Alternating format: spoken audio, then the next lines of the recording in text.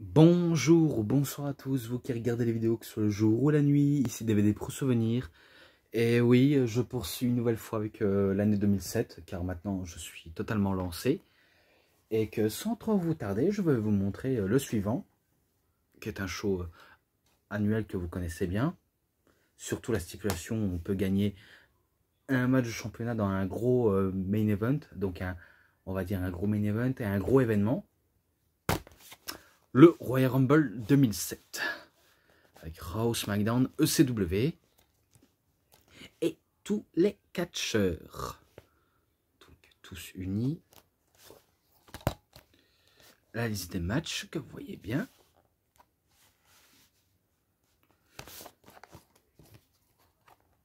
La liste des matchs, mais en feuilletage. Donc les bonus. Alors tout d'abord, ça je crois que ça peut passer, ou alors je passe vite fait car il ne s'est pas passé grand chose dans cette interview. Todd Grisham interview après l'Undertaker. Je me rappelle qu'il lui pose une question mais l'Undertaker ne répond pas. Mais quand il voit Kane, eh ben, il en pose pas du tout de questions, mais qu'il fait un hochement de la tête. Donc ça va se terminer là-dessus. Tout d'abord, ben, du côté de Raw, donc 29 janvier 2007, Donald Trump et Monsieur McMahon. Alors, tout d'abord, Monsieur McMahon, il est dans le ring et qu'il a à sa disposition, si j'ai bien vu, un genre de cadeau dans un rideau. Vu comment il va affronter Donald Trump dans la bataille des millionnaires, même s'il ne va pas combattre, et qu'il veut miser sur le bon cheval, on peut appeler ça comme ça. Donc il dit qu'il vient, il arrive en disant que cette fois-ci, il va leur donner ce qui est bon pour vous, donc ce qui est bon pour eux, et que j'espère qu'ils vont apprécier. Donc un coup qu'il a montré le genre de cadeau qu'on s'attendait quelque chose d'énorme, finalement c'était le cadre de Muscle and Fitness de Monsieur McMahon. Donc bien sûr ça a créé des sues, ça a créé des sifflements. En même temps c'est normal avec le personnage de Monsieur McMahon, c'est logique, tout est logique. Donc c'est là où il fait venir une femme du public en disant vu comment tu te présentes face à moi, tu as gagné, tu le reçoiras tout à l'heure, mon cadre. Et là, on voit Donald Trump dans l'écran du petit entron, parce qu'il n'était pas présent dans ce show. Je crois qu'il était présent dans son bureau, peut-être bureau de campagne ou bureau de Trump Tower.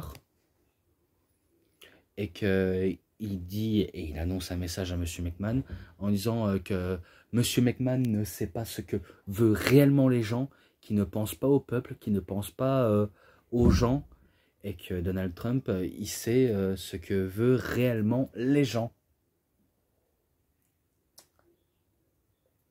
Entre guillemets, oui. Donc là, pour l'instant, on voit bien que Donald Trump, il est face, donc il est gentil dans cette storyline.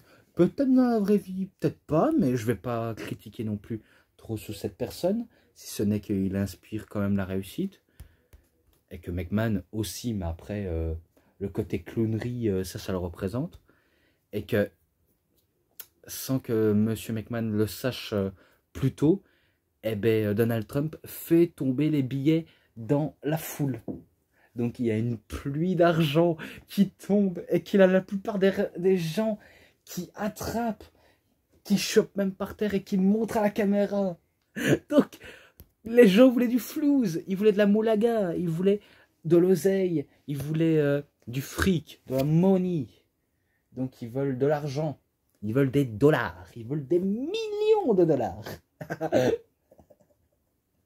Donc il y a eu du génie et c'est là où Monsieur McMahon il commence à s'emporter en disant « Arrêtez ça, rendez-moi tout cet argent, rendez-moi, c'est mon argent !»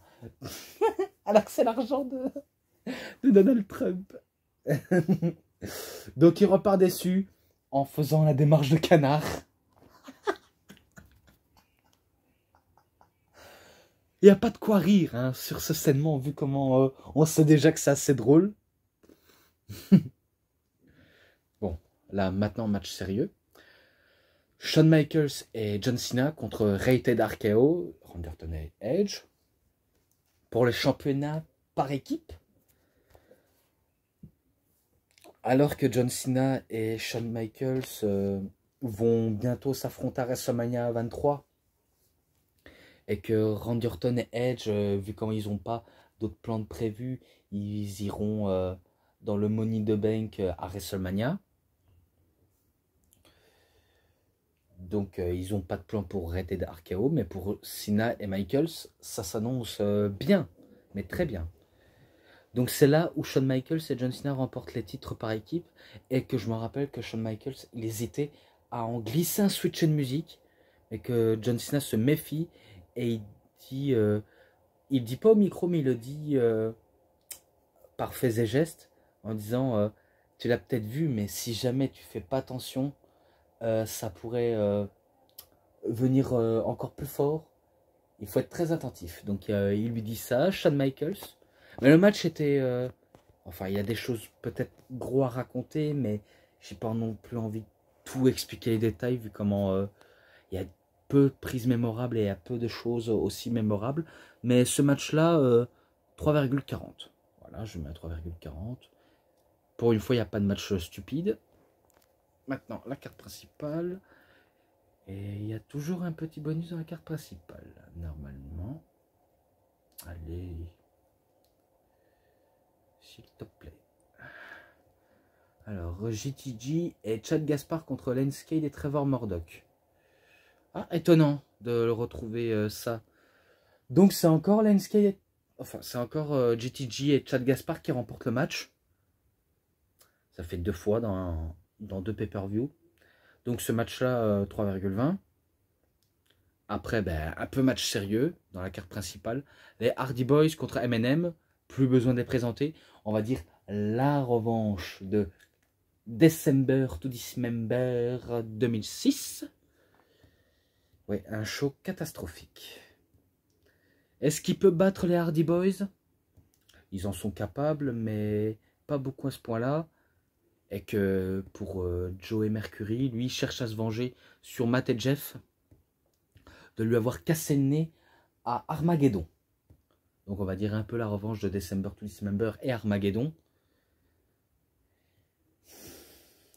Et que c'est ainsi, hein, c'est ainsi. Il y a des petits vengeances partout. Il y a des vengeances entre Jeff Hardy et Johnny Nitro. Joey Mercury et Jeff Hardy. Ou Joey Mercury et Matt Hardy. Ou Matt Hardy, Johnny Nitro. Voilà, j'inverse. Et que vu comment on s'étonnait bien que c'est la Hardy Boys qui battent M&M. Même si ça fait plaisir à beaucoup de personnes. Mais à beaucoup de personnes. Donc, Twist of Fate de Matt Hardy, Sweat and Bomb de Jeff Hardy, ils remportent les matchs. Ce match-là, 3,5. Donc, je change, je mets 3,5. Ensuite, Theodore Long et Jonathan Coachman, qui parlent dans le bureau. Ouais, donc, ils parlent de tout et de rien. Par exemple, Teddy Long, il dit que peut-être que ce sera un de mes hommes de SmackDown qui remportera le Rumble. Et Jonathan Coachman dit, ou alors qui sait, mon gars du côté de Raw pourrait remporter le Rumble. Il précise pas qui, mais ça s'annonce plutôt, on va dire, bien, et que on notice quelque chose, même si on s'attend pas forcément. Maintenant, c'est match pour le championnat de la ECW. Bobby Lashley contre Test. Vu comment Test a un temps, quand il se faisait été acclamé et qu'il avait comme fan qu'il appelait les testicules. Rien à voir avec un entrejambe, hein, mais c'est par rapport à son nom. Mais c'est vrai que ça fait beaucoup référence à des pénis. Je le dis de manière poliment, sans être vulgaire. Et que Test veut prouver à lui-même et l'univers de la WWE qui peut battre Bobby Lashley en un rien de temps. Car lui aussi, soi-disant, il avait été, on va dire, un champion ECW, même si je pense que c'est à vérifier pour moi, mais qui connaît cet endroit, il connaît cette fédération. Mais un coup que Bobby Lashley l'allume, donc il lui fait des prises, il l'installe au sol, il l'écrase, et bien à chaque fois, Test, il veut essayer de partir. Il avait longtemps hésité, pas hésité, parce que hésité, c'est hésitititi, même si ça veut rien dire. Eh bien, il avait hésité, mais là, il n'a pas du tout hésité. Il a parti sans pression. Et c'est victoire de Bobby Lashley. Donc, il remporte par décompte. 3,20. Ce match aurait pu être mieux, mais comme quoi, tout, on ne peut pas avoir tout et n'importe quoi. La promo de WrestleMania 23. Donc, on utilise le show. Ouais, je dis directement pour la promo. Ensuite, Theodore Long et Jonathan Coachman avec Kelly dans le bureau. Je crois que c'est là où il y a la roulette. Et je pense que c'est ça, la roulette, où il donne des numéros à certains catcheurs. Ah ouais, c'est bête de ma part de ne pas préciser. Mais je passe quand même au saignement. John Cena s'entraîne dans les vestiaires, donc il se prépare. Ensuite, Batista contre Mr. Kennedy pour le championnat du monde poids lourd. Là, il a sa chance, Monsieur Kennedy. Et il veut prouver qu'il peut battre à nouveau Batista, vu comment il a prouvé à de nombreuses reprises, même si Batista, il a rattrapé son retard en termes de défaite. Je me rappelle que Monsieur Kennedy, il n'arrêtait pas d'innover sur le ring. Donc, il voulait tordre dans tous les sens le genou qui était blessé de Batista. En faisant même, si je crois bien, un figure four modifié sur le genou. Donc, il modifiait la prise. C'était assez original, mais vu comment on sait bien que Batista, c'est une machine, il va pas se laisser dominer comme ça par un qui a du charisme, qui est doué au micro, qui n'avait peut-être pas encore la carrure d'un main eventer selon la WWE. Donc Batista, il relance la machine, Spinebusters, ou des fois des spears. Et après, il fait chauffer la salle en préparant sa carte maîtresse, sa prise finish, le Batista bombe. Un premier temps, ça va être esquivé par Monsieur Kennedy, que Monsieur Kennedy, il tentait son mic check. Mais Batista, il contre la prise, Spinebuster et Batista bombe, il remporte le match. Ce match-là, 3,40. Voilà, 3,40, c'était pas mal. Et là, j'ai cité déjà. Maintenant, je passe au match champion de la WWE dans un dernier homme debout. John Cena contre Umaga. Donc, soi-disant, il enterre encore Umaga pour la deuxième fois. Et que le match était intense. Pardonnez-moi, mais le match était intense car on sentait la sauvagerie de Umaga et le côté détermination de John Cena qui faisait bien la différence. Et que c'est même là où John Cena va se retrouver en sang. Et que malgré en sang, vu comment il a déjà goûté son propre sang, il continue le match. Et que Umaga continuait à s'amuser avec John Cena. Donc en le détruisant, en le matraquant. Pas en le faisant soumettre, mais ça c'est plutôt la spécialité de John Cena. Que du côté Umaga, lui, un prise finish, hop, clic-clac, c'est terminé, le show est terminé. Merci, au revoir. Et qu'il a voulu faire un splash sur John Cena à travers la table des commentateurs, mais il passe à travers la table des commentateurs. Et bien sûr, dans le monde du catch, et dans la WWE en général, tous les tables des commentateurs sont beaucoup plus utilisés qu'à se faire, on va dire, détruire les tables et de commenter sur une chaise comme des débiles.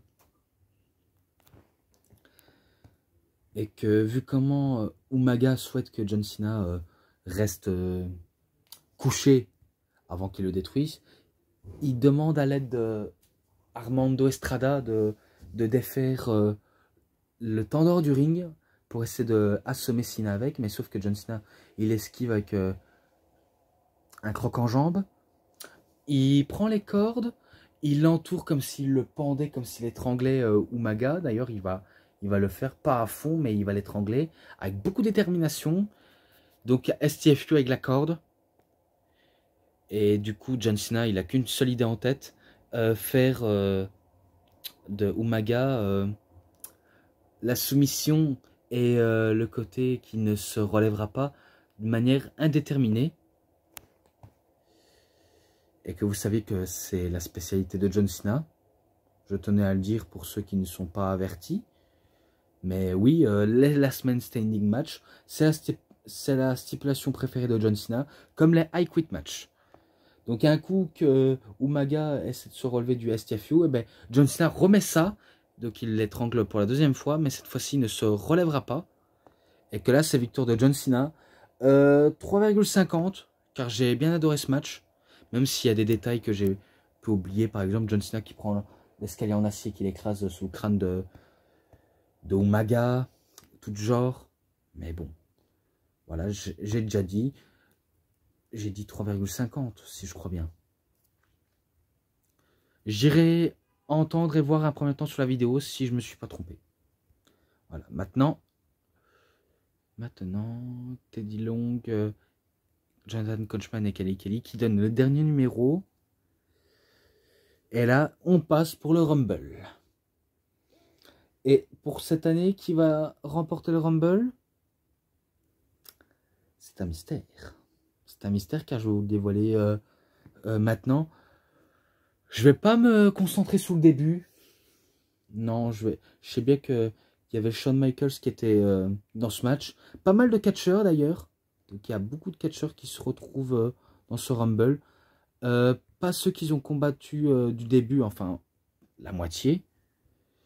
Et que, si je crois bien, le numéro 30, c'était l'Undertaker. Et que Shawn Michaels avait fini complètement en sang. Et que l'Undertaker va balayer tout le monde. Shawn Michaels aussi, il élimine Rated RKO. Donc eux, ils ont participé. Peut-être MNM. Et la plupart d'autres catcheurs que j'en citerai pas beaucoup. Vu comment l'Undertaker et Shawn Michaels se recroisent dans le ring, ils vont se foutre sur la gueule, ils vont essayer de s'éliminer mutuellement. Shawn Michaels avec son switch de musique, mais l'Undertaker va pas être éliminé. Undertaker, il essaye avec un chokeslam, mais Shawn Michaels va pas se laisser écraser au sol. Et je me rappelle de ce scènement et de ce spot final. Shawn Michaels entame avec son ultime switch and music. Undertaker est contre le switch and music. Il fait passer par-dessus sa propre tête Shawn Michaels. Et il remporte le Rumble. Donc c'est victoire de l'Undertaker. Donc c'est lui qui remporte le Rumble. De 30 personnes. Et il a un match de championnat prévu. Soit contre le champion de la WWE. Ou le championnat du monde poids lourd. Ou championnat du monde poids lourd de la ECW. Donc il a l'embarras du choix, et spoiler, il choisit Batista. Donc oui, je spoil et je dis direct. Donc, sacré Rumble, un sacré Grand Royal Rumble. Je lui mets... Allez, je vais être gentil. Un 4,50, car il est bon sur Rumble. En tout cas, le Rumble était énorme, il s'est passé beaucoup de choses. Par exemple, il y avait du hardcore aussi. Donc, il s'est passé de tout. Et je me rappelle, il y avait des moments où j'avais explosé de rire. Parce qu'il y avait des moments peut-être drôles. Mais voilà, vous avez compris. Donc, c'était tout. Et pour les matchs bonus sainement ensemble, vous allez deviner ce que je vais mettre. Vu comment il était pas mal, le Rumble. 4,20, je mets un 4,20 direct. Et c'est tout pour aujourd'hui, donc j'espère que ça vous aura bien plu. Et si cette review vous a plu, vous savez ce qu'il vous reste à faire. Likez la vidéo, commentez, partagez, abonnez-vous à ma chaîne, cliquez sur la petite cloche pour avoir plus de notifications des prochaines vidéos. Et moi je vous dis bonne journée, bonne soirée à tous, au revoir tout le monde pour une prochaine vidéo. A plus les fans de catch.